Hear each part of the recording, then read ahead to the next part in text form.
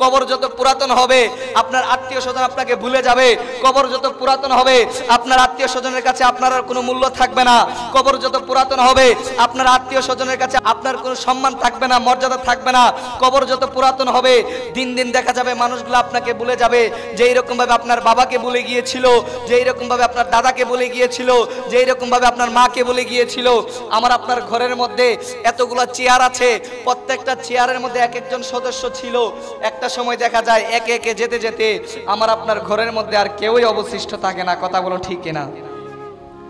আপনাকে আমাকে চলে যেতে হবে।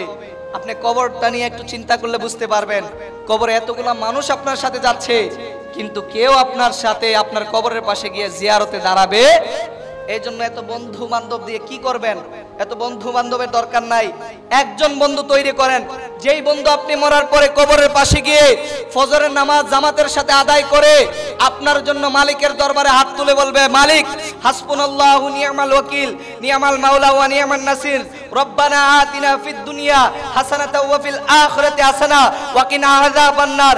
যেই মানুষগুলো আপনার কবরের পাশে গিয়ে সূরাতুল ইয়াসিন পড়বে, যেই মানুষগুলো কবরের পাশে গিয়ে সূরাতুল ইখলাস পড়বে, যেই মানুষগুলো কবরের পাশে গিয়ে সূরাতুল ফাতিহা পড়বে, যেই মানুষগুলো কবরের পাশে গিয়ে সূরাতুর রহমান পড়বে, ওই সমস্ত মানুষ তৈরি করে যান। ওই সমস্ত মানুষ যদি তৈরি করে যেতে পারেন আপনি কবরে যাওয়ার পরে আপনার জন্য সফলতা আছে। আর যদি ওই সমস্ত মানুষ তৈরি করতে না পারেন, দুনিয়াতে থাকতে যে এরকম আপনি ব্যর্থ মানুষ ছিলেন, কবরে যাওয়ার পরে আপনি ব্যর্থ হয়ে যাবেন। কথা বলো ঠিক কিনা? এই জন্য কবরে যাওয়ার আগে নিজেকে পরিবর্তন করা লাগবে। কবরে যাওয়ার আগে ওই মানুষগুলো তৈরি করে যেতে হবে। কবরে যাওয়ার আগে নিজেকে ওই রকম ভাবে প্রিপেয়ার করতে হবে। আপনি যদি নিজেকে ওই রকম ভাবে প্রিপেয়ার করতে পারেন তাহলে আপনার আমার জীবনের সফলতা। কারণ আমার নবীজি বলছেন হাদিসে মুবারাকায়, আল্লাহুম্মা জাআলনি মিনাত তাওয়াবিন, হে আল্লাহ, আল্লাহুম্মা, হে আল্লাহ, হে মালিক, জাআলনি, আমাকে মিনাত তাওয়াবিনা, তওবাকারীদের অন্তর্ভুক্ত করো। মুসলিম শরীফের রওয়ায়াত, মুসলিম শরীফের হাদিসের মধ্যে নবীজি বলছেন, আল্লাহ তুমি আমাকে তওবাকারীদের অন্তর্ভুক্ত করো। আমার নবীজি তওবাকারীদের অন্তর্ভুক্ত হওয়ার দরকার ছিল না। আমার নবীজির জীবনে কোনো গুনাহ ছিল না। ছিল নাকি? আমার নবীজির কোনো গুনাহ ছিল? আমার নবীজির কোনো গুনাহ ছিল না। তো আমার নবীজি কেন তওবা করেছেন? তওবার কথা আমাদেরকে কেন বলেছেন? মালিকের কাছে ক্ষমা চাইতে কেন বলেছেন? মালিকের কাছে কেন আমি আপনি মাপ চাবো? কারণ আমার নবীজি জানতো উম্মত হবে গুনাহগার। উম্মত যতদিন পৃথিবীর জমিনে থাকবে ততদিন গুনাহ করবে। চোখ দিয়ে গুনাহ করবে, হাত দিয়ে গুনাহ করবে, পা দিয়ে গুনাহ করবে, কান দিয়ে গুনাহ করবে, মুখ দিয়ে গুনাহ করবে, পঞ্চ ইন্দ্রিয় দ্বারা উম্মত গুনাহ করবে। উম্মতকে গুনাহ থেকে বাঁচানোর জন্য, উম্মতকে গুনাহ থেকে মুক্তি দেওয়ার জন্য, উম্মতকে গুনাহ থেকে বাঁচিয়ে জান্নাত পর্যন্ত পৌঁছে দেওয়ার জন্য আমার নবীজি আল্লাহর কাছে দোয়া করেছেন, আল্লাহুম্মা জাআলনি মিনাত তাওয়াবিনা, হে মালিক তুমি আমাকে তওবাকারীদের অন্তর্ভুক্ত করো, যাতে করে আমার উম্মতদেরকে নিয়ে আমি নবীজি জান্নাতে যেতে পারি। সুবহানাল্লাহ। যৌবনের দোহাই দিয়ে সময় আমাদের কাছ থেকে শৈশব কেড়ে নিয়েছে। যখন আমরা যৌবনকালে উপনীত হলাম আমাদেরকে সময় অর্থের লোভ দেখিয়ে, সম্পদের লোভ, টাকা পয়সার লোভ দেখিয়ে আমাদের যৌবন আমাদের কাছ থেকে কেড়ে নিয়েছে। যখন বৃদ্ধকালে আমরা উপনীত হয়ে গেলাম, বৃদ্ধকালে এসে সময় আমাদের কাছ থেকে পুরো জীবনটাই আস্তে আস্তে করে কেড়ে নিয়েছে। সময় আমাদেরকে এমন ভাবে আমাদের কাছ থেকে চলে গিয়েছে, আমাদের কাছ থেকে বিতাড়িত হয়েছে যে আমরা শৈশব থেকে যৌবনে উপনীত হলাম, যৌবন থেকে বৃদ্ধ হলাম, বৃদ্ধ হয়ে একটা সময় আমরা মৃত্যুর কোলে ঢলে পড়লাম। কিন্তু এই সময়কে আদৌ পর্যন্ত নিজের জীবনে বাস্তবায়ন করতে পারলাম না, ধরে রাখতে পারলাম না। কথা বলুন ঠিক কিনা? তো সেই জন্য সময় অনেক চালাক, আমরা মানুষ অনেক বোকা। আমাদের কাছ থেকে সম্পদের লোভ, টাকা পয়সার লোভ, ক্ষমতার লোভ, নারীত্বের লোভ, আমাদের কাছে বিভিন্ন লোভ লালসা দেখিয়ে সময় আমাদের কাছ থেকে একটু একটু করে আমার আপনার হায়াত কেড়ে নিচ্ছে। আমার আপনার জিন্দেগি থেকে সময়টা কেড়ে নিয়ে যাচ্ছে, হায়াত চলে যাচ্ছে। কিন্তু আমি আপনি একবারও চিন্তা করি নাই এই সময় যেদিন আমার আপনার ফুরিয়ে যাবে, এই সময় যেদিন আমার আপনার কাছ থেকে চলে যাবে, যেদিন আমার আপনার হায়াতের বাজেট শেষ হয়ে যাবে, যেদিন আল্লাহ তাআলা আজরাইলকে আমাদের সামনে পাঠিয়ে দিবেন, আজরাইল যেদিন আমার আপনার সামনে আসবে, ওই দিন সময় আমার কাছ থেকে আপনার কাছ থেকে পুরো জীবনটাই কেড়ে নিবে। তখন আর আমার আপনার করার কিছু থাকবে। এই জন্যই সময় থাকতে নিজেকে পরিবর্তন করা দরকার। সময় থাকতে নিজেকে পরিবর্তন করতে হবে। যদি আপনি সময়ের সৎ ব্যবহার করতে পারেন, সময়ে 1 ফুর অসময়ে 10 ফুর, আপনি সময়ের কাজ যদি সময়ে না করতে পারেন, অসময়ে গিয়ে যদি আপনি লাফালাফি করেন, অসময়ে গিয়ে যদি হতাশ হন, ডিপ্রেসড হন, কোনো লাভ হবে? হাদিসে মুবারাকা থেকে আমরা জানতে পারি, নবীজি বলছেন তোমার জীবনের হায়াত থাকতে যৌবনকালে তুমি আল্লাহর কাছে তওবা করে নাও, যৌবনকালে আল্লাহর কাছে চেয়ে নাও। যখন বৃদ্ধকাল চলে আসবে, যখন তোমার কাছে বৃদ্ধকাল উপনীত হবে, বৃদ্ধকালে তুমি যদি আল্লাহর কাছে কোনো কিছু চাও, আল্লাহ তোমাকে দিতেও পারে, নাও দিতে পারে, কিন্তু যৌবনকালে যখন মালিকের কাছে চাইবা, মালিক তোমাকে আর দেরি করবে না দিতে। কথা বলুন ঠিক কিনা? কারণ আপনি যখন বৃদ্ধ হয়ে যাবেন, বৃদ্ধকালে আমাদের সকলের একটা মাইন্ডসেট আছে যে এখন আমি যুবক, আমি যখন বৃদ্ধ হব তখন আমার কাজকর্ম থাকবে না, মসজিদে বসে বসে তফজি টিপবো, মসজিদে বসে বসে আল্লাহকে ডাকবো, এটা আমার আপনার মাইন্ডসেট। আমরা আমাদের জীবনটাকে ওই রকম ভাবে বাস্তবায়ন করে নিয়েছি, কিন্তু আমার নবীজি বলছেন না, তুমি যৌবনকাল থেকে ইবাদতের মধ্যে মশগুল হও, যৌবনকাল থেকে আল্লাহর কাছে তওবা করো, যৌবনকাল থেকে আল্লাহর কাছে চাও। তুমি যখন যৌবনকালে চাইবা, বৃদ্ধকালে চাওয়া লাগবে না, যৌবনের চাওয়াটাই আল্লাহ তোমাকে বৃদ্ধকালে দিয়ে দিবেন। আর তুমি যদি বৃদ্ধকালে চাও, মালিক তোমাকে দিবে না, কারণ বৃদ্ধকালে এসে মানুষ যখন মৃত্যুর কোলে ঢলে পড়ে, ওই সময় যদি মানুষ তওবা করে, আল্লাহ সেই তওবা কবুল করবে, কারণ সে বাধ্য হয়ে তওবা করেছে।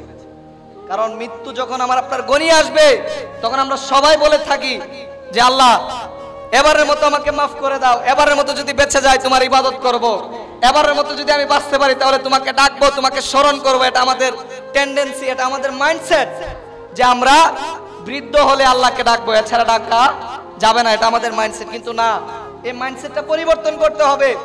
আপনি এই মাইন্ডসেটটা যদি পরিবর্তন করতে পারেন, তাহলে আপনার জীবনে সফলতা আসবে। কারণ নবীজি বলছেন কিয়ামতের সকাল পর্যন্ত আল্লাহ তাআলা তওবার দরজা খোলা রেখেছেন, সত্য, আপনার জন্য আমার জন্য খোলা রাখেন নাই। আল্লাহ তাআলা খোলা রেখেছেন ওই সমস্ত বান্দাদের জন্য যারা যৌবনকালে সেজদা দিয়ে আল্লাহকে ডাকবে। আর যৌবনের একটা সেজদা বৃদ্ধকালের 10টা সেজদার সমান। আপনি বৃদ্ধকালে আল্লাহকে 70 বার ডাকলে যে জবাব দিবে, যৌবনকালে আল্লাহকে একবার ডাকলে তার চেয়ে বেশি জবাব দিবে। সুবহানাল্লাহ। এই জন্য যৌবনকাল থেকে আল্লাহকে ডাকতে হবে, যৌবনকালে মালিককে স্মরণ করতে হবে, মালিককে ডাকতে হবে। যখন আপনি যৌবনকাল থেকে মালিককে ডাকবেন, মালিক আপনাকে অনেক কিছু দিয়ে দিবেন। মনে রাখবেন সম্মানিত উপস্থিতি, পৃথিবীতে বন্ধু বান্ধবের দরকার নাই, পৃথিবীতে প্রিয়জনের দরকার নাই। মানুষের মতো মানুষ যদি একজন সাথে থাকে তাহলে যথেষ্ট। আপনি যখন কবরে চলে যাবেন, আপনার কবরের পাশে কিন্তু সবাই গিয়ে আপনার কবর জিয়ারত করবে না। আপনি যখন কবরে চলে যাবেন, কবরে যখন আপনাকে শুয়ে দেওয়া হবে, সবাই কিন্তু আপনার কবরের পাশে যাবে না। যেই দিন আপনার জানাজা হবে, জানাজার মাঠে হাজার হাজার মানুষ আপনাকে জানাজা পড়ানোর জন্য, নামাজ পড়ার জন্য আসবে। জানাজা পড়ে যখন দাফন করা হবে, ওই সময় আপনি মানুষের মধ্যে একটা পরিবর্তন দেখতে পারবেন। জানাজার মাঠে যদি 1000 মানুষ হয়, আপনার কবরের মধ্যে হবে 20 জন মানুষ। জানাজার মাঠে যদি 2000 মানুষ হয়, আপনার কবরের মধ্যে যাবে 100 জন মানুষ। 100 জন মানুষ আপনাকে কবরে রেখে আসবে, কিন্তু জানাজার মাঠে যে 2000 মানুষ হয়েছিল, ওই 2000 মানুষ কিন্তু কবরে যাবে না।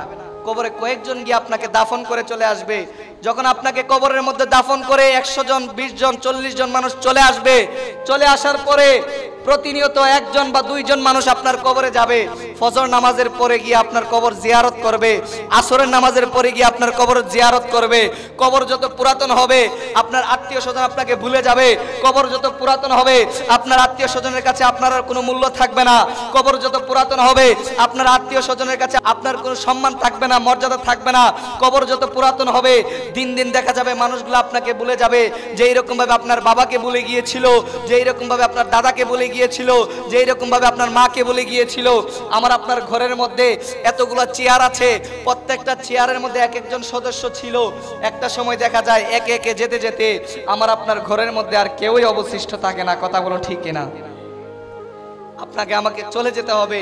আপনি কবরটা নিয়ে একটু চিন্তা করলে বুঝতে পারবেন, কবরে এতগুলা মানুষ আপনার সাথে যাচ্ছে, কিন্তু কেউ আপনার সাথে আপনার কবরের পাশে গিয়ে জিয়ারতে দাঁড়াবে।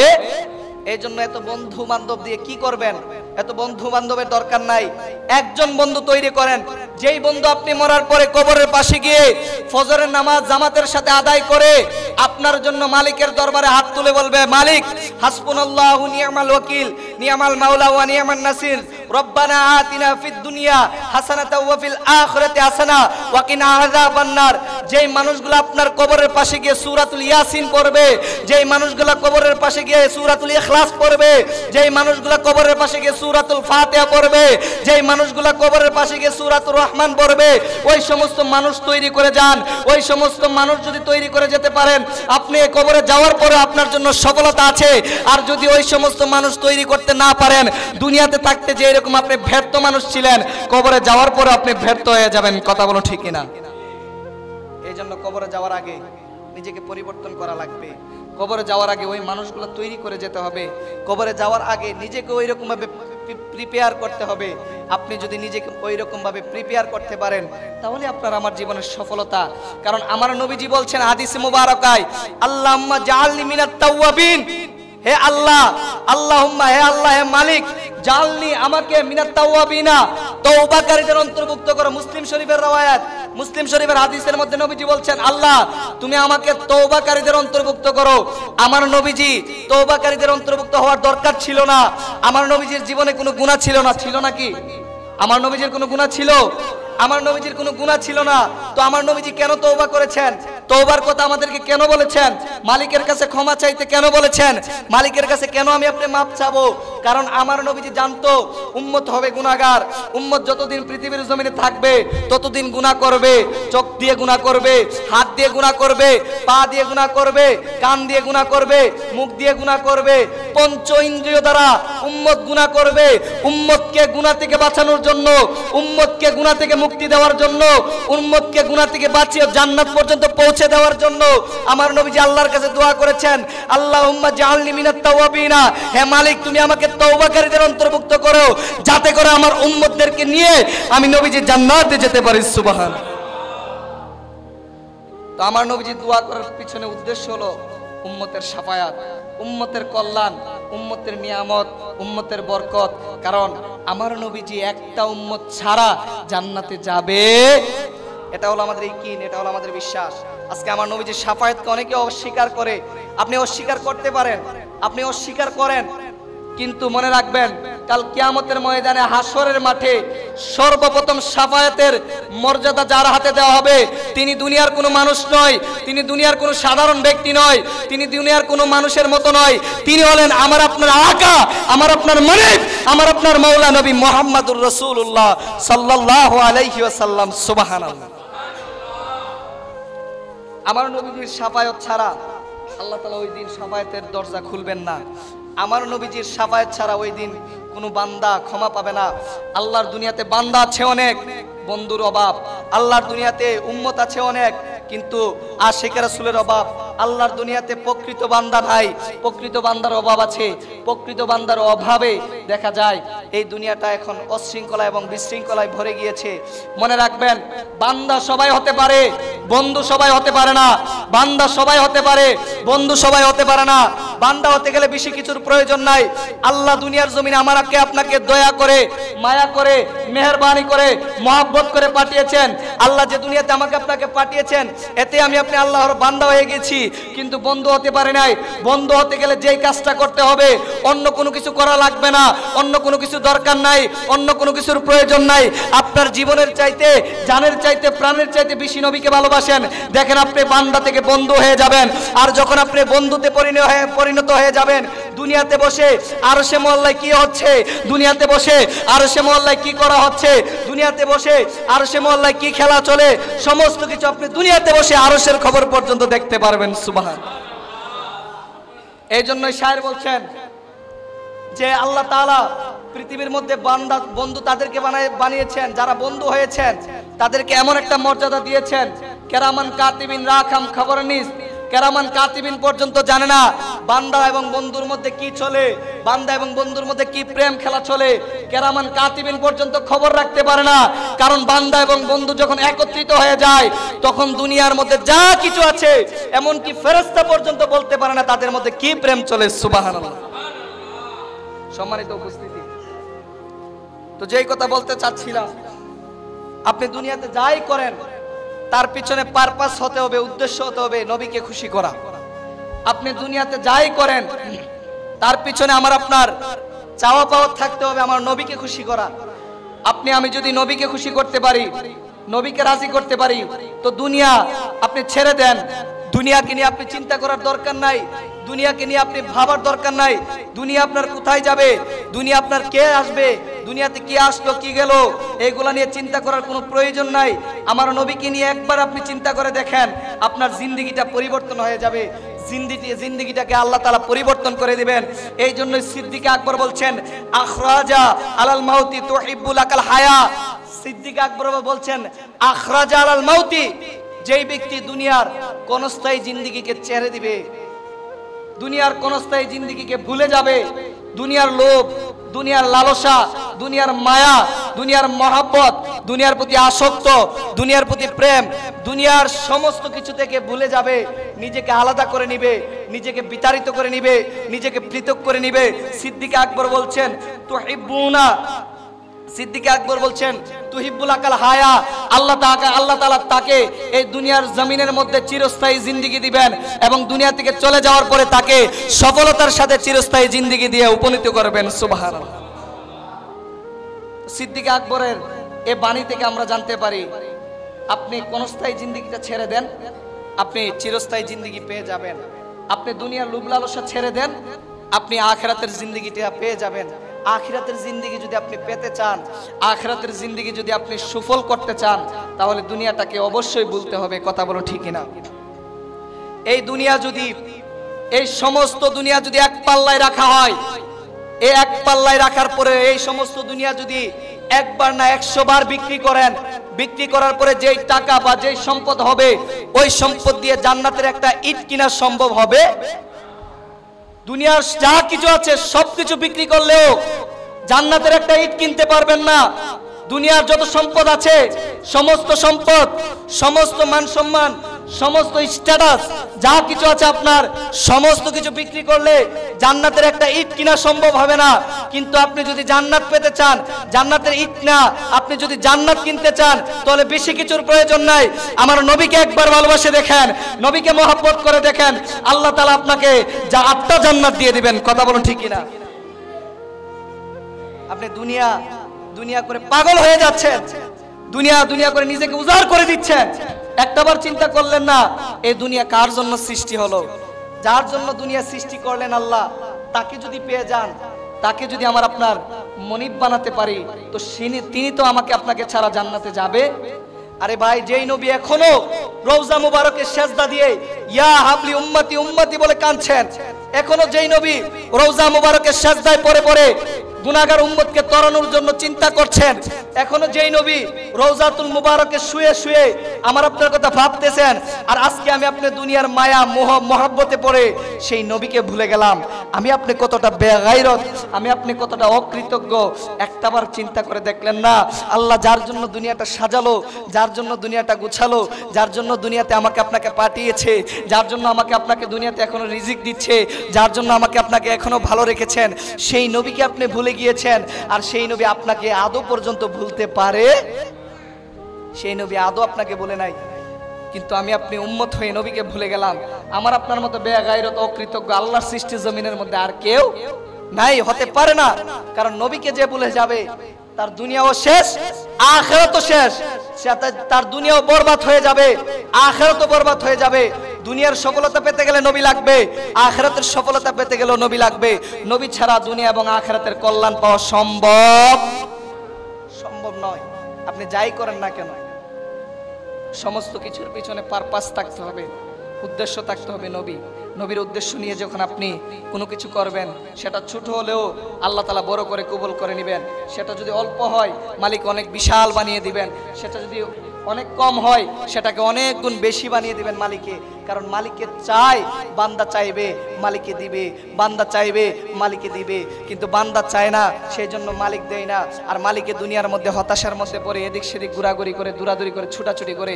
কিন্তু বান্দা জানে না, বান্দা যদি একবার মালিকের কাছে চাওয়ার মতো চাইতে পারতো, তাহলে মালিক অবশ্যই বান্দাকে দিয়ে দিত। কথা বলুন ঠিক কিনা? তো যাই হোক, যে কথা বলতে চাচ্ছিলাম, কুরআনুল কারীমের মধ্যে আল্লাহ তাআলা বলছেন, কদ জাআকুম বুরহানুম মির রাব্বিকুম। বুরহান, আমার নবীকে আল্লাহ তাআলা বুরহান করে পাঠিয়েছেন। বুরহান মানে হলো দলিল। আমার আল্লাহ তাআলা নবীজিকে এমন একটা দলিল করে আমার আপনার কাছে পাঠিয়েছেন, এমন একটা দলিল বানিয়ে আল্লাহ তাআলা আমাকে আমার আপনার কাছে প্রেজেন্ট করেছেন যে পৃথিবীর মধ্যে যা কিছু আছে, আমার আপনার টাকা পয়সারও একটা দলিল আছে, আমার আপনার বাড়ি গাড়ির একটা দলিল আছে, আমার আপনার সম্পদের একটা দলিল আছে, কিন্তু এই দুনিয়ার মধ্যে আল্লাহ তাআলারও একটা দলিলের প্রয়োজন হয়েছে। আল্লাহ তাআলা যে একজন আছে, আমার আপনার মালিক যে একজন, এটারও একটা দলিলের প্রয়োজন। আর সেই দলিলটা হলো আমার আপনার নবী, নবী মুহাম্মদুর রাসূলুল্লাহ সাল্লাল্লাহু আলাইহি ওয়াসাল্লাম। সুবহানাল্লাহ। নবীজিকে আল্লাহ তাআলা বুরহান বানিয়ে, দলিল বানিয়ে পাঠিয়েছেন। আল্লাহ তাআলা যেইভাবে চেয়েছেন আমার নবীকে সেইভাবে ডিজাইন করেছেন। এই জন্য আমার নবীর জিন্দেগিটা নিয়ে আপনি যখন গবেষণা করবেন, আপনি যেই দিকে তাকাবেন আপনি আলহামদুলিল্লাহ বলতে বাধ্য হয়ে যাবেন। কথা বলুন ঠিক কিনা? কারণ আমার নবীকে আল্লাহ তাআলা খুলুকে আজিম দিয়েছেন, উত্তম চরিত্র দিয়ে পাঠিয়েছেন। শুধু এখানে শেষ নয়, আমার আল্লাহ তাআলা আমার নবীকে জ্ঞানের সমুদ্র, জ্ঞানের ভান্ডার দিয়ে পাঠিয়েছেন। আল্লাহ বলেন নাই কুরআনুল কারীমে, ওয়া আল্লামা কামা লাম তাকুন তাআলাম ওয়া কানা ফাদলুল্লাহি আলাইকা আযীমা। হাবিব, আপনাকে এমন ইলম দিয়েছি, এমন জ্ঞান দিয়েছি, যেই জ্ঞানের কোনো সীমারেখা নাই, যেই জ্ঞানের কোনো নির্দিষ্টতা নাই, যেই জ্ঞানের কোনো পারপাস নাই, যেই জ্ঞানের কোনো সীমারেখা নাই। দুনিয়াতে আমার আপনার বই আছে, বাংলা বইয়ের মধ্যে নির্দিষ্ট বাংলা থাকে, ইংরেজি বইয়ের মধ্যে নির্দিষ্ট ইংরেজি কয়েকটা বিষয় থাকে, কিন্তু আমার নবীকে আল্লাহ তাআলা এমন জ্ঞান দিয়েছেন, আজিম আজিম জ্ঞান দিয়েছেন, যেই জ্ঞানের মধ্যে কোনো সীমারেখা রাখেন নাই। এত জ্ঞান আল্লাহ তাআলা নবীকে দিয়েছেন।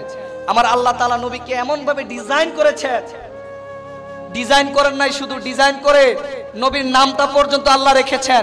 আমি আপনি জন্মগ্রহণ করার পরে আমার আপনার মা বাবা আত্মীয় স্বজন কত মহব্বত করে নাম রাখে, কত মহব্বত করে আমার আপনার নামটা রাখলো।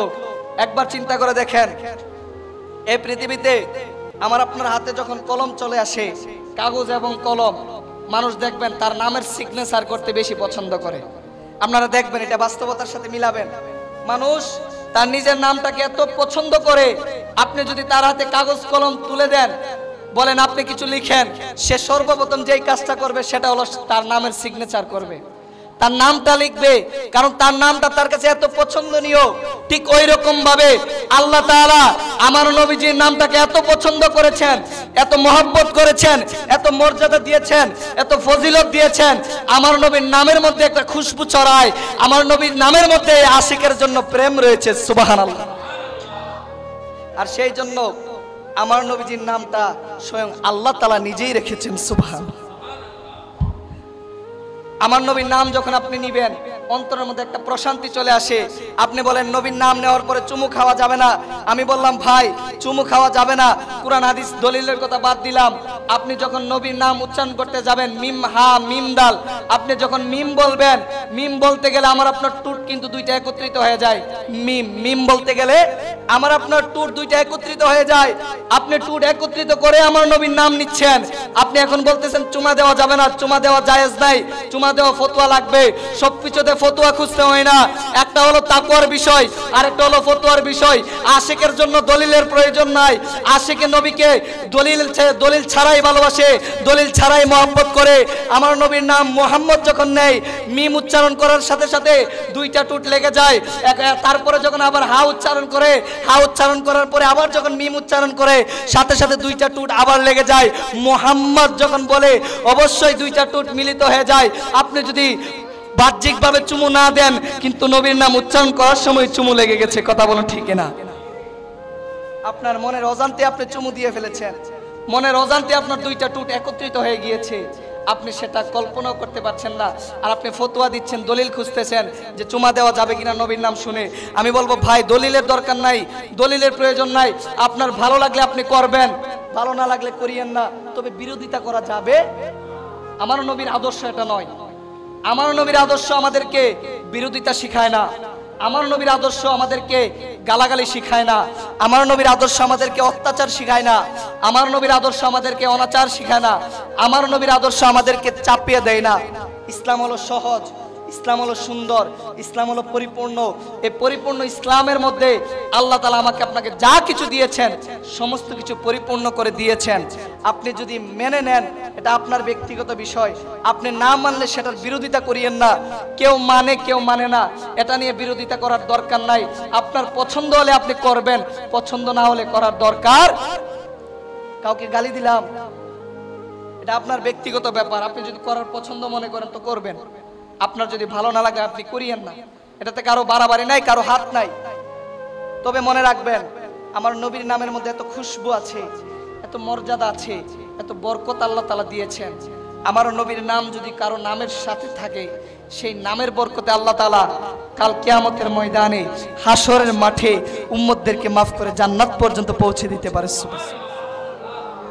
আজকে অনেকে বলে থাকে যে নবীর নামে বরকত নাই, নবীর আহলে বায়তের নামে বরকত নাই। ভাই, আপনি দুনিয়াতে সবকিছুর মধ্যে ফতোয়া লাগাচ্ছেন, দুনিয়ার সবকিছুর মধ্যে আপনাকে ফতোয়া দিতে হবে। এত ফতোয়া দিয়ে কি করবেন? এত ফতোয়া দিয়ে কি করতে চাচ্ছেন আপনি? যুব সমাজের অন্তর থেকে নবীর প্রতি মহব্বত সরিয়ে দিতে চাচ্ছেন, টেনে তুলে ফেলতে চাচ্ছেন। আপনি যতই চাপাচাপি করেন না কেন লাভ হবে না। যারা নবীকে ভালোবাসে, নবীকে যারা মহব্বত করে, তাদের কাছে আপনি যতই বুঝান না কেন কোনো লাভ হবে, কারণ তারা নবীকে ভালোবেসেছে ভালোবাসার মতো করে। আর ভালোবাসা এমন জিনিস, কারো প্রতি যদি একবার হয়ে যায়, সে যতদিন বেঁচে থাকে ততদিন তার প্রতি একটা টান, তার প্রতি একটা মায়া মহব্বত থাকে। কথা বলো ঠিকই না? আপনি বলবেন হুজুর এটা কিভাবে সম্ভব? আপনাকে একটু প্রমাণ দিলে বুঝবেন। ফর এক্সাম্পল, আপনি বিয়ে করেছেন, আপনার ঘরে স্ত্রী আছে, আপনি আপনার স্ত্রীকে এতটা মহব্বত করেন, আপনি যখন বাড়ি থেকে বের হয়ে যান, আপনার স্ত্রী দিনে একবার আপনাকে ফোন দেয়, ফোন দিয়ে জিজ্ঞেস করে আপনি কোথায় আছেন। আপনি আপনার স্ত্রীকে জিজ্ঞেস করেন তুমি খাইছো কিনা। এইরকম ভাবে দেখা যায় দুইজনের মধ্যে একটা কনভারসেশন চলে। প্রত্যেক দিন একজন আরেকজনের খবর নেই। তো ওনার আপনার ভালোবাসাটা কতদিনের আপনি চিন্তা করেন। দুনিয়ার সংসার করছেন যতদিন ততদিন, কারো 70 বছর, কারো 50 বছর, কারো 20 বছর। একটা সময় এসে এমনও হয়েছে যে 50 বছর পরেও স্বামী স্ত্রীর তালাক হয় কিনা? 50 বছর পরেও স্বামী স্ত্রীর তালাক হয়, স্বামী স্ত্রীর বনিবনা না হওয়ার কারণে সংসার ভেঙে যায়। কিন্তু নবীর প্রতি উম্মতের এত ভালোবাসা, এত মহব্বত, উম্মত দুনিয়াতে আসার পর থেকে, দুনিয়া থেকে চলে যাওয়া পর্যন্ত, উম্মত দুনিয়াতে আসার পর থেকে যেই দিন দুনিয়ার অক্সিজেন নিয়েছে, যেই দিন দুনিয়ার অক্সিজেন বন্ধ হবে, সেই দিন পর্যন্ত উম্মত নবীকে নবী বলে জানে, নবীকে নবী বলে মহব্বত করে, নবীকে নবী বলে ভালোবাসে। শুধু ভালোবাসা নয়, নিজের জানের চাইতে প্রাণের চাইতে বেশি ভালোবাসে। কথা বলুন ঠিকই না? সেই নবীর জন্য উম্মত নিজের জীবন বিলিয়ে দিত না। যদি ভালো না বাসতো কাফের মুশরিকদের সাথে জিহাদ করতো না। যদি ভালো না বাসতো তো নবীর জন্য লাঠি নিয়ে, নবীর জন্য, নবীর সাথে যারা কটূক্তি করে, নবীর বিরুদ্ধে যারা কথা বলে, তাদের বিরুদ্ধে অবস্থান করতো না। নবীকে ভালোবাসে বিদায় অবস্থান করে। কথা বলো ঠিকই না? আমার নবীজির হাদিসে মুবারাকা বলছে যে কাল কিয়ামতের ময়দানে হাসরের মাঠে কিছু মানুষ নামের গুণে জান্নাতে যাবে, কিছু মানুষ নামের গুণে জাহান্নামেও যাবে।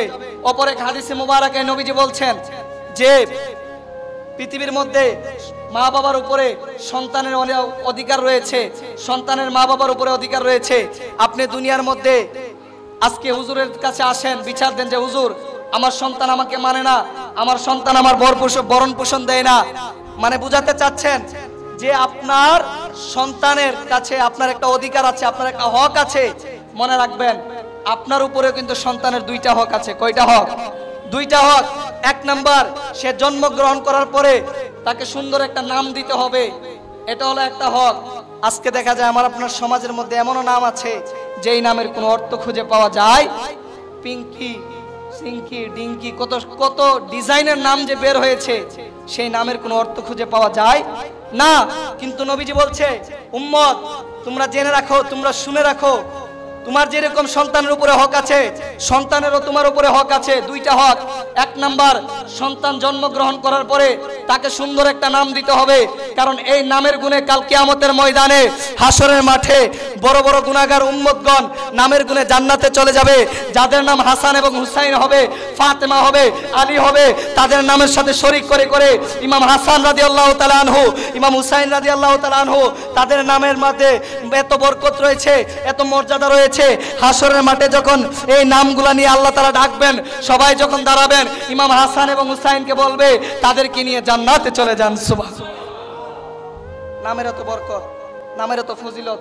2 নাম্বার হক, আপনি মনে করেছেন আপনি সন্তান জন্ম দিয়েছেন, যে সন্তানের কোনো হক নাই আপনার উপরে, অধিকার নাই, দায়িত্ব নাই, কর্তব্য নাই। আছে, এটা নবীজির হাদিস। এক হলো সুন্দর নাম দেওয়া, দ্বিতীয় হলো তাকে উপকারী এলেম দান করা। উপকারী এলেম বলতে আমরা কি বুঝি? হুজুর হতে হবে না, হুজুর হওয়া লাগবে না। আলেম হতে হবে না, আলেম হওয়ার দরকার নাই। আলেম যদি বানাতে পারেন তো আপনার জন্য ভালো, উত্তম, কিন্তু আলেম না বানাতে পারলে সমস্যা নাই। উপকারী আলেম বলতে নবীজি বুঝাচ্ছেন সে দুনিয়াতে চলতে গেলে ইসলামকে মানার জন্য, ইসলামকে জানার জন্য, ইসলামকে বুঝার জন্য, নিজের ইবাদত বন্দিগিতে মনোনিবেশ করার জন্য যতটুকু এলেমের প্রয়োজন, যতটুকু জ্ঞানের প্রয়োজন, ওইটুকু জ্ঞান তাকে শিক্ষা দিতে হবে। আর এটা প্রত্যেকটা মা বাবার উপরে সন্তানের একটা হক। জোরে সোরে বলি সুবহানাল্লাহ। এই হকগুলো আদায় করবেন। এই হকগুলো যদি আদায় না করেন, আল্লাহর কাঠগড়ে আপনি দায়ী থাকবেন। সন্তান হাসরের মাঠে আপনার কাপড় টেনে ধরে বলবে, বাবা তুমি আমাকে জন্ম দিয়েছো ঠিক, কর্ম তো দেও নাই। জন্ম দিলে বাবা হয়ে যায় না, বাবা হওয়া যায় না। জন্মের সাথে কর্ম দিতে হয়। আপনি কর্ম দিতে পারলে বাবা হতে পারবেন, জন্ম দিয়ে দিলেন বাবা হতে পারলেন না। সন্তান হাসরের মাঠে আপনার কাপড়ে টেনে ধরে বলবে, বাবা আপনি আমাকে জন্ম দিয়েছিলেন, কিন্তু আপনার উপরে কিন্তু আমার হক ছিল, সেই হকটুকু আদায় করেন নাই। সেই হকটুকু আদায় যতক্ষণ না পর্যন্ত করবেন, ততক্ষণ আমি আপনার জামা ছাড়বো না, আর ততক্ষণ পর্যন্ত আল্লাহ তাআলাও আপনাকে ক্ষমা করবে। আপনি মনে করেছেন সহজেই ক্ষমা পেয়ে যাবেন, এত সোজা না। আপনি ক্ষমা পেতে হলে সন্তানের যে হক, সেই হক আদায় করতে হবে। আজকে অনেকে আমাদের কাছে এসে বলে, হুজুর সন্তান তো ভরণ পোষণ দিচ্ছে না, সন্তান বৃদ্ধাশ্রমে পাঠিয়ে দিচ্ছে। আজকে আমাদের দেশের মধ্যে এত বৃদ্ধাশ্রম কেন জানেন? কারণ ছোটবেলায় পৃথিবীর মধ্যে মানুষের এখন শিক্ষা আছে, মানুষের এখন দীক্ষা আছে, কিন্তু নৈতিকতা নাই। নৈতিকতার অভাব, নৈতিকতার অবক্ষয় কেন জানেন? কারণ হলো আপনি দুনিয়াতে সন্তান জন্ম দেওয়ার পরে যে হকগুলা ছিল সেটা আদায় করেন নাই। আর যদিও আদায় করেছেন, পরিপূর্ণভাবে আদায় করতে পারেন নাই, যার কারণে আপনার সন্তান আপনি বৃদ্ধ হওয়ার পরে আপনাকে বোঝা মনে করে বৃদ্ধাশ্রমে দিয়ে দিচ্ছে, আপনাকে বোঝা মনে করে বাড়ি থেকে তাড়িয়ে দিচ্ছে। আজকে এটা হওয়ার পিছনে একমাত্র দায়ী হলো আমরা নিজেরাই। কারণ আমরা নিজেরা নিজেদের ভবিষ্যৎ নষ্ট করছি। সন্তানকে যদি দ্বীনি শিক্ষায় শিক্ষিত করতে পারতাম, দ্বীনি শিক্ষা যদি দিতে পারতাম, তাহলে সন্তান আমাদেরকে অবশ্যই শেষ বয়সে এসে, বৃদ্ধকালে এসে আমার আপনার ভরণ পোষণের দায়িত্বটা নিত। কথা বলো ঠিক না? সন্তান হলো বৃদ্ধকালে বাবা মায়ের লাঠি। বৃদ্ধকালে একটা বৃদ্ধ যেমন ভাবে, যেই রকম ভাবে লাঠি ছাড়া চলাফেরা করতে পারে না, একটা সন্তান ঠিক বাবা মায়ের সেই লাঠি। বাবা মাকে যদি সন্তান বৃদ্ধকালে তাদেরকে যদি লাঠি হিসাবে ব্যবহার না করে, তাহলে বাবা মা ভালো থাকতে পারে না, বাবা মা অনেক কষ্টে থাকে।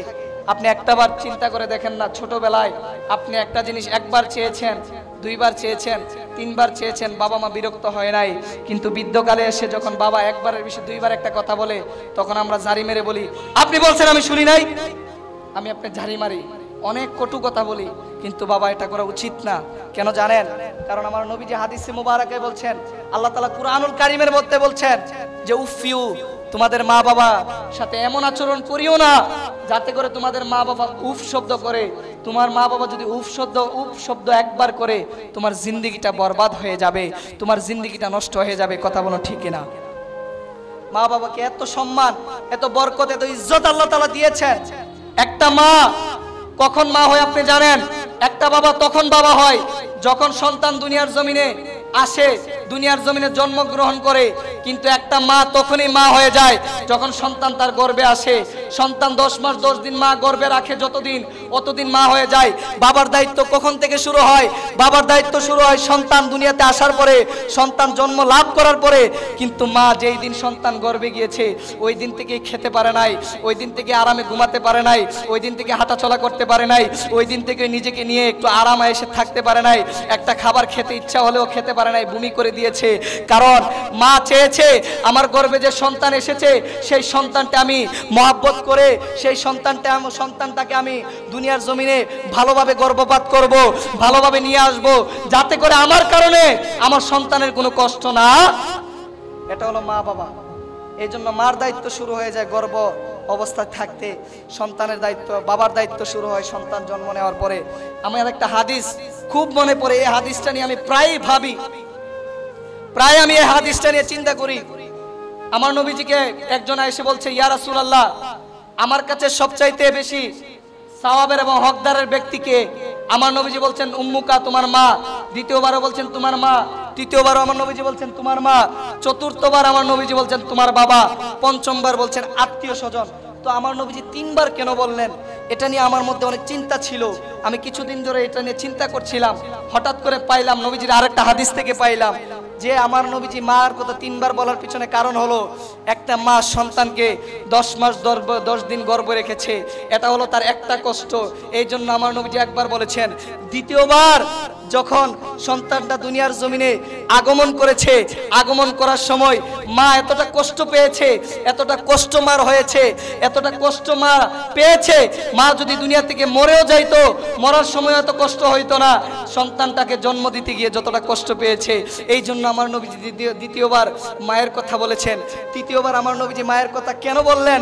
তৃতীয়বার আমার নবীজি মায়ের কথা বলার পিছনে কারণ হলো, একটা সন্তান দুনিয়াতে জন্মগ্রহণ করার পরে 1 দিন নয়, 2 দিন নয়, 1 মাস নয়, 2 মাস নয়, দীর্ঘ 2টা বছর নিজের রক্তকে পানি করে, নিজের রক্তকে পানির সাথে মিশিয়ে নিজের রক্তকে পানি করে সন্তানকে দুধ বানিয়ে খাওয়াইছে, সন্তানকে দুধ খাওয়াইছে, যার কারণে আমার নবীজি মার কথা 3য়বার বলেছেন। সুবহানাল্লাহ।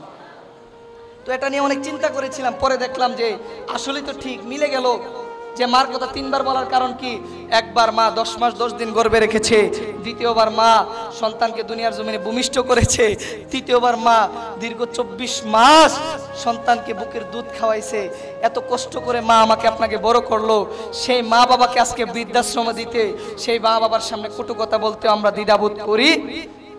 আল্লাহ তাআলা আমাদের সকলকে, আলোচনা যদিও এই পাশে ছিল না, কথা বলতে বলতে আলোচনা চলে এসেছে, আল্লাহ তাআলা আমাদের সকলকে, আমাদের মা বাবা যতদিন থাকবে ততদিন খেদমত করার তৌফিক দান করুন। সকলে পড়ুন আমিন। আমার আলোচনা শেষ করে দিচ্ছি। সর্বশেষ একটা ইন্টারেস্টিং হাদিস বলে আপনাদেরকে আলোচনা শেষ করব। সেটা হলো আমার নবীজি হযরত আবু হুরায়রা থেকে হাদিস, আন আবি হুরায়রা রাদিয়াল্লাহু তাআলা আনহু قال قال النبي صلى الله عليه وسلم, হযরতে আবু হুরায়রা থেকে বর্ণিত, তিনি বলেন নবীজি সাল্লাল্লাহু আলাইহি ওয়াসাল্লাম ইরশাদ করেন, ইয়া আবু হুরায়রা, আমার নবীজি আবু হুরায়রাকে ডেকে বলছেন, হে আবু হুরায়রা, হে আবু হুরায়রা, তুমি শুনো। কি শুনবো? ইদা তাওয়াদ্দাত, ইদা যখন তাওয়াদ্দাত, তুমি উযু করবে, ফাকুল, তখন তুমি বলবে। নবীজি বলছেন আবু হুরায়রা, তুমি যখন উযু করবে তখন তুমি বলবে, কি বলবে? ফাকুল, তখন তুমি বলবে বিসমিল্লাহি ওয়াল হামদুলিল্লাহি সুবহানাল্লাহ। তো নবী আবু হুরায়রা জিজ্ঞেস করছে, ইয়া রাসূলুল্লাহ, বিসমিল্লাহ এবং আলহামদুলিল্লাহ বলে কি হবে? এটার ফায়দাটা কি? ফায়দাটা একটু বলেন। তখন নবীজি বলছেন, ফায়দা হলো ফা ইন্না, কেননা হাফাজাতাকা, তোমাকে হেফাজতকারী ফেরেশতাগণ, লা তাস্তারিহু, তারা বিশ্রাম নেয় না, তারা আরাম করে না, তারা নিদ্রা যায় না, তারা ঘুম যায় না, তারা কি করে? নবীজির হাদিস। এরপরে বলছেন যে তাকতুবু, তারা লিখে। কি লিখে? লাকাল হাসানাতা, তোমার যে উত্তম আমলগুলা, তোমার নেকিগুলা, অর্থাৎ উজু অবস্থায় যে তুমি থাকলা, তোমার যে নেক আমল হলো, ওই আমলগুলা তখন সাহাবায়ে ফেরেশতাগণ তোমার আমলনামার মধ্যে লিখতে থাকে। সুবহানাল্লাহ।